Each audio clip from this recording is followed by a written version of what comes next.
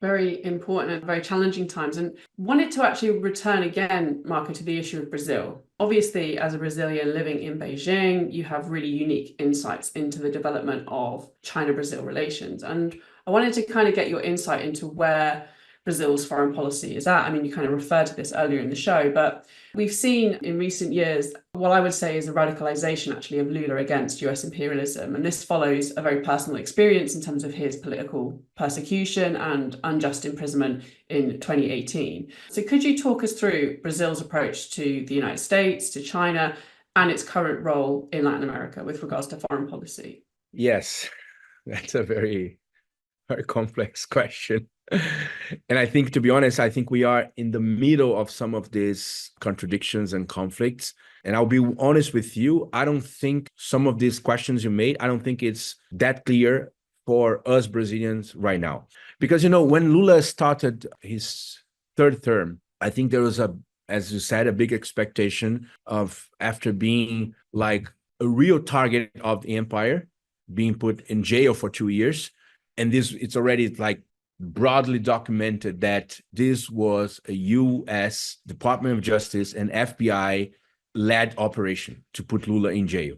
And Lula actually said this many times after he left jail. Many interviews, he said this was an operation by the U.S. And it was.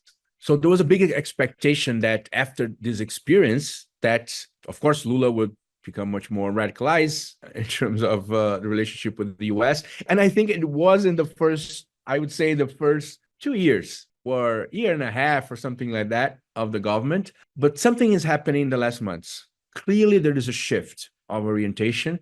Still not clear, being very honest with you, how much this is from Lula, how much this is from other sectors, departments of the government, how much this is from Brazilian Foreign Relations Ministry, the Itamaraty.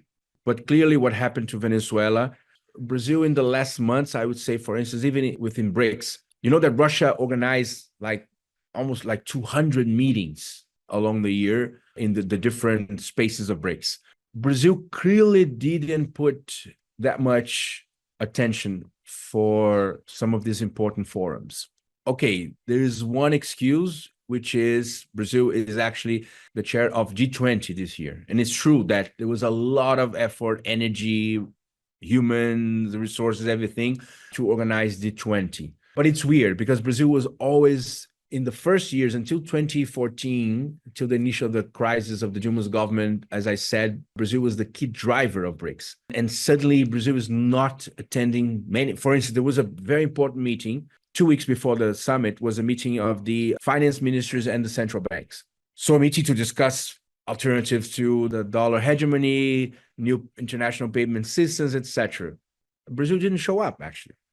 I was there. I was attending one of the panels of this meeting, and I could see that Brazil sent somebody from, I would say, fourth rank level in the ministry as a head of the delegation. So it's clearly like, okay, we don't mind about this discussion. So something is happening. And as I said, I'm not sure what. Still not clear for us. It's concerning. Regarding to China, the big discussion right now is if Brazil would join or not BRI, Belt and Road Initiative.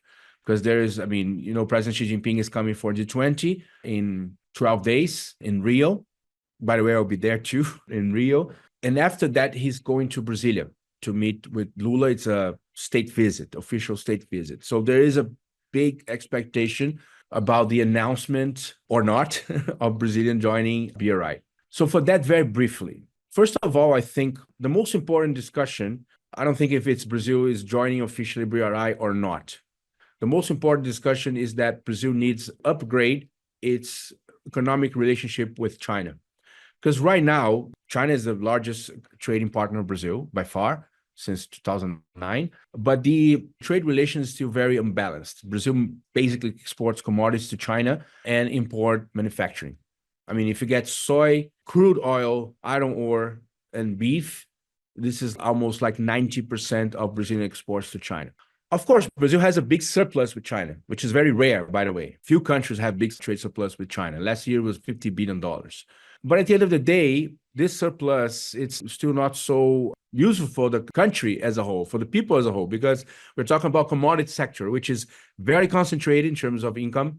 It's not so many jobs, low skill jobs, and there's a lot of like environment issues with soy production, with mining, etc. So it's not like a perfect, ideal economic relations that Brazil has to China right now. And this is not China's fault. Again, I think this is the lack of strategic proposals or strategic thought from Brazil to how to improve this relationship, how to make this relationship better for Brazil. If you get, for instance, the investments, Brazil was one of the largest recipients of investments, Chinese investments from 2005 to nowadays. But 75% of the Chinese investments, 75% is one sector, energy, and just around 5% for manufacturing and 5% for infrastructure. Again, this is not helping a Brazilian economy. It's not leveraging a Brazilian economy. This is good for China, of course. They have a lot of investments in energy all around the world. They have a lot of surplus. They have State Grid, which is one of the largest companies in the world. But again, the lack of proposals, the lack of strategic thought of Brazil are making the relationship guided by market principles. So there is a big demand in China for produced soy, and China has a big demand of investments in energy abroad. China is doing. But for Brazil, again, because we didn't think about properly yet, even this government right now in this first 2 years. So I think this is the most important discussion right now, and not if Brazil is joining officially or not, because there's a lot of discussion and controversies right now, because Brazil also internally, the government, not everybody wants to join. But at the same time, there's no like a contract for BRI. There's a lot of investments that is within the frame of BRI. And of course, for China puts this as its priority for foreign policy. It has legitimacy, China investing, so they can do propaganda about BRI, and they are right, but not necessarily for the countries is the same weight in terms of, whoa, what is BRI? So I think this is the most important thing. And the expectation that we have is that there are discussions right now happening within Brazilian government, and we don't know yet because they're not public, but we know that some sectors of the government are aware of this situation and are aware of the potential that a more strategic partnership with China, the potential that this can bring to Brazilian economy. So let's see. It's like 2 weeks. We have to wait for 2 weeks at least to see what's going to be the announcements.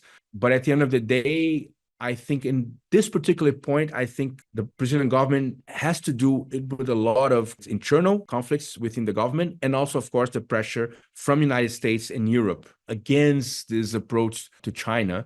Because remember, US is by far the largest investor in Brazil. So, of course, they have a lot of influence in politics. So I think the Brazilian government is trying to deal with all these contradictions. And that's why also sometimes the public speeches, especially in the last days, seems to be a little bit ambiguous. Oh, Brazil is not joining BRI, but Brazil wants a synergy with BRI. And a lot of people in Brazil are not happy with this, especially, of course, the most progressive sector that wants a bigger approach to China.